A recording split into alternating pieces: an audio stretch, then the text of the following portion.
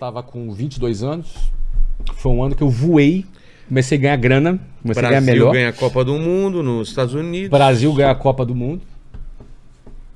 Na hora que o Baggio chutou aquela bola pra fora, eu dei um pulo, caí em cima da cama, a cama quebrou. Eu tomo um pé na bunda em 94. Olha como que esse ano Qual é pé? importante. Que pé você tomou em 94? Eu pego uma namorada de 5 anos, que Olha mudou aí. minha vida também, hein? Olha aí, não fala o nome, mas você lembra o nome. Lembro. Tá bom. Claro. Sou Todas as amigo dela hoje. Tá bom, tá tudo bom. que eu conquistei, eu devo a ela, porque eu queria ser Opa. tão foda Olha aí. que tudo que eu fazia era pra provar que eu era bom. Olha E aí. depois que eu consegui um monte de coisa, eu falei, por que eu tô fazendo isso? Você vê que mulher faz na cabeça do homem. Você vê? Pro bem ou pro mal, entendeu? Olha aí. Mas foi a mudança aí, meu. 94. Então, e a economia do Brasil tava boa em 94? Plano real? Ah, plano real. Então, era o URV. Aquele, exatamente, pra você, tinha aquela tabelinha. Exatamente. Foi o início da A mudança. gente tinha acabado de passar do plano Collor, que congelou a poupança, confiscou dinheiro. E eu fui treinado nisso, né? Você perdeu dinheiro nisso ou não? Cara, eu não tinha dinheiro nenhum. Ah, Eu não então- tinha- eu não tinha esse problema, eu não perdi nenhum dinheiro no plano Nossa, Collor. eu não me estressei. Não me estressei, era duro Foi pra caramba. confiscada a poupança. Que poupança? Nada, cara, nada. Era A duraço. gente se matou na época. Teve muita gente que tinha vendido apartamento, colocou o dinheiro pra comprar outro, aí não pode mais. Então, mas em 94, eu tava com 22 anos. Ainda e nessa empresa? Nessa empresa, ganhava equivalente a $7.000 por mês hoje. Tá. Agora, olha que interessante, eu tinha 22 anos. Até Venezuela, eu trabalhei, viajei, fui para Venezuela, comprei um carro, juntei tudo, comprei um carro, fui roubado. Ou seja, quando eu volto pro Brasil, eu volto no 0 a 0, cara. É. O que eu tinha juntado era um dinheiro de um carro, que era um carro zero que a gente tinha comprado lá na Venezuela, e foi roubado e o seguro não nos pagou. Não? Não, fui roubado 2 vezes. Pelo ladrão E pelo seguro. Entendeu? E aí o que acontece? Eu volto pro Brasil liso em 94. 0 a 0, sem herança, morando com a Luciana, Você na volta periferia. Pra outro lugar ou pro mesmo lugar que você morava? Eu volto pro mesmo lugar, porque eu não Putz. conseguia alugar, cara. Consegui alugar, ainda não conseguia alugar. Mas começa a ganhar grana. Tá. Começa a ganhar bem. Nesse ano de 94, 2 coisas legais aconteceram. Primeiro, eu comecei a ganhar bem. Segundo, em maio desse ano, um gerente que era da minha equipe, eu era diretor e tinha ali uns 20 gerentes debaixo de mim, um desses gerentes chegou para mim e falou assim, cara, meu pai tem um apartamento em Botafogo. E tu não quer alugar, não? Tá vago? Tá vago. Falei, cara, deixa eu dar uma olhadinha lá. Aí fui ver o apartamento, cara, do lado do metrô, Pô. vista para praia de Botafogo, Nossa. bonita. 5 minutos do metrô até o Rio, até o centro. Preço bom? Porra, preço que eu podia pagar, bom pra caramba, e fechei com ele. Aí, pô, Aí sim. era um cara conhecido. Aluguei o apartamento. Pô, aí a vida... Comecei a experimentar o que eu não tinha experimentado. Sobrar tempo. Sobrar tempo. Eu gastava 4 horas de trânsito. Agora eu gastava 5 minutos para ir, 7 minutos no máximo, e 5, 7 minutos para voltar. Rapidinho. De metrô, rapidinho. Metrô no Rio de Janeiro com ar-condicionado, bacana. Pô. Bacana. Então, assim, isso começou a acontecer. E a segunda coisa é que eu comecei a ganhar bem. Aí comecei a comprar um carro bacana. Aí, pô, ali começou. Então, agora que começou e agora que a coisa começou a acontecer, meus pais tranquilos, bom, agora o Flávio aquietou. Agora ele tá casado, agora começou a ganhar dinheiro, voltou da Venezuela. Agora que as coisas vão começar a andar, aí eu resolvi pedir demissão. Por quê? Cara, você atrapalha todo o plano, cara. A história vai caminhando pra um final bom, você vai lá e desiste das coisas. Exatamente. E vai pra outro caminho. E aí? Aí eu pedi Mas você não demissão. tinha nada na mão? Quando eu pedi demissão, eu não tinha nada na mão, mas tinha um plano.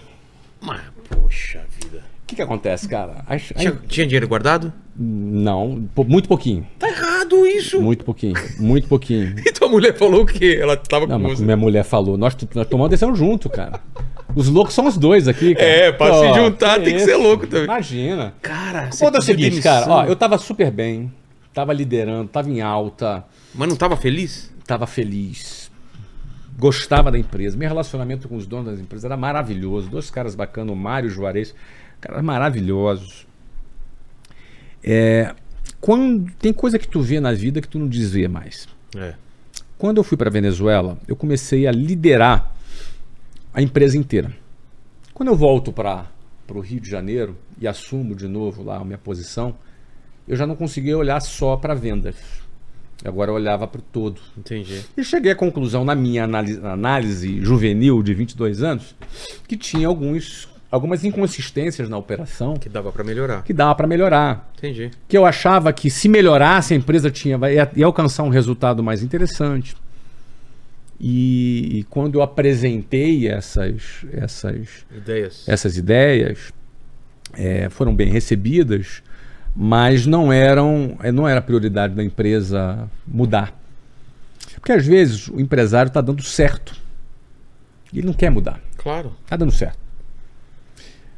Por outro lado, quando a gente entende que a dinâmica de mercado, às vezes a hora de mudar é quando está dando certo. Porque quando começa a dar errado... Esse papo de time ganhando não se mexe... Você bota o Messi para jogar. Você bota o Messi para jogar. Então, no final das contas, eu percebi naquele momento que a visão da empresa era uma e que minha visão era outra. No primeiro momento que eu percebi isso, não, beleza, vamos tocar. Mas começou a passar o tempo, começou a me incomodar um pouco essa diferença. Pelo fato de você ter morado na Venezuela, você não teve essa sensação de que eu quero empreender ainda? Não.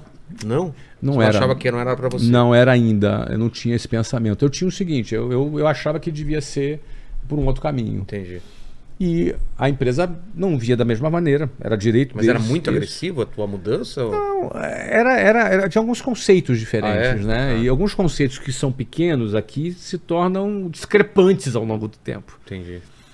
O ponto é que eu comecei a não acreditar que naquele caminho se chegaria aonde eu gostaria de chegar. E mais do que isso, na minha consciência eu comecei a me sentir com um certo conflito ético. Porque se eu não acreditava, como é que eu ia vender para a minha equipe? Exatamente. Como é que eu ia vender para os meus clientes? Como é que eu ia vender para os gerentes e as pessoas que eu vendia a ideia de trabalharem comigo se eu não acreditava mais naquele caminho?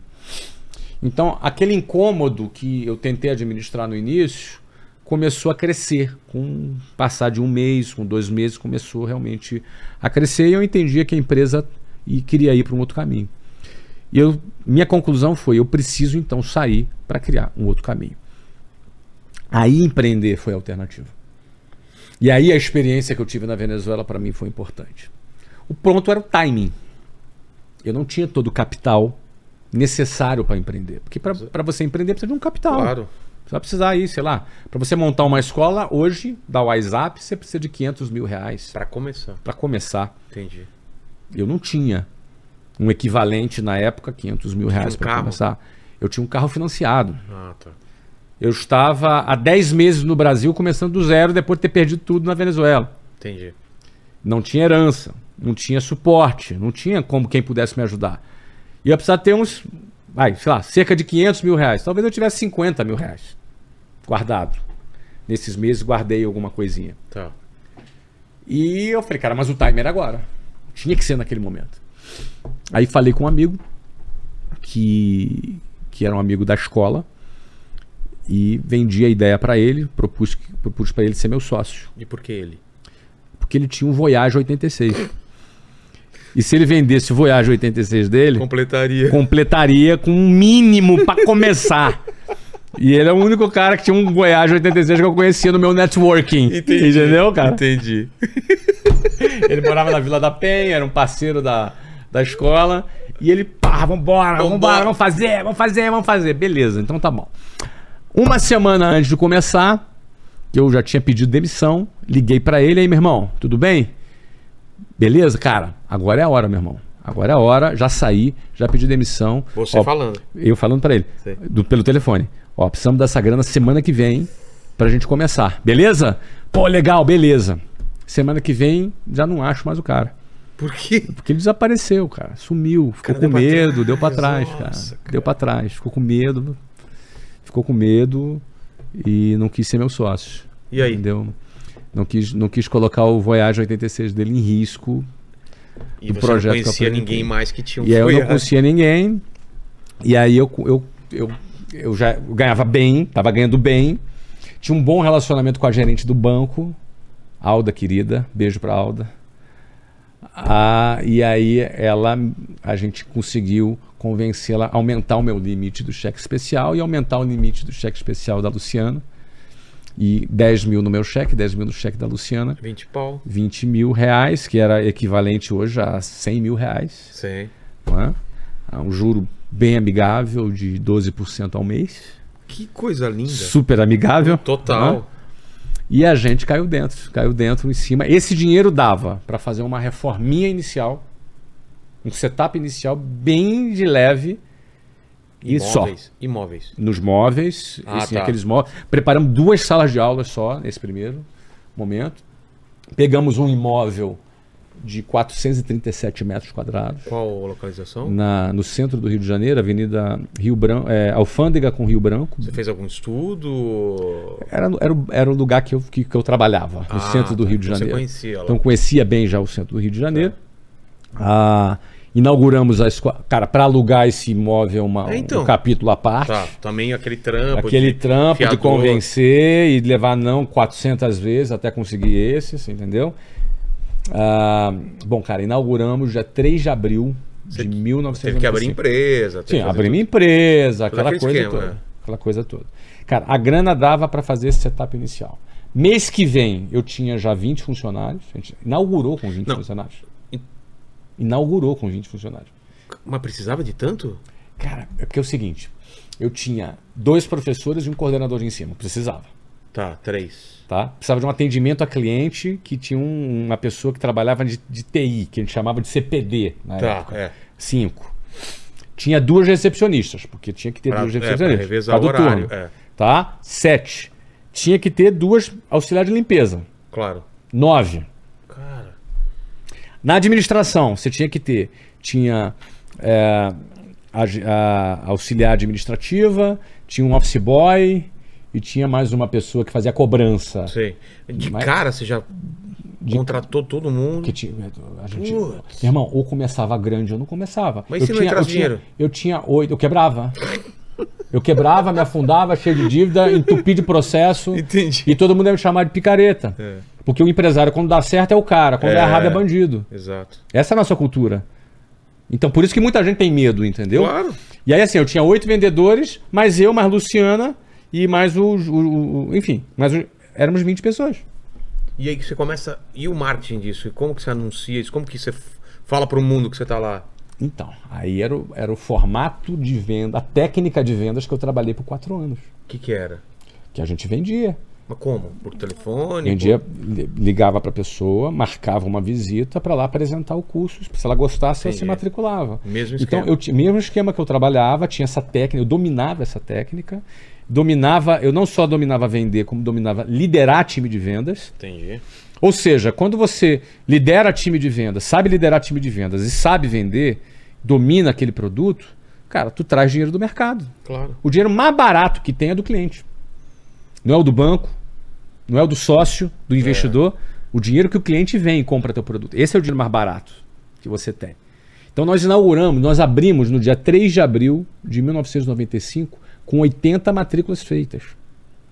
80 alunos pagaram a sua matrícula e assim, o dinheiro da matrícula já entrava, já ia direto para poder pagar a conta. Então, mas esses 80 matrículas, ele só pagava, eu não fechava o mês. Não, a gente começou o dia 0 com 80 alunos matriculados. Ou seja, durante a obra, durante a reforma já tava... a gente estava vendendo. Entendi. A gente levava aluno lá, no meio da obra, e falava, aqui vai ser uma sala de aula, aqui vai ser... Isso é que é poder de convencimento, né? Cara, mas na nossa cabeça, a gente estava vivendo um sonho. Entendi.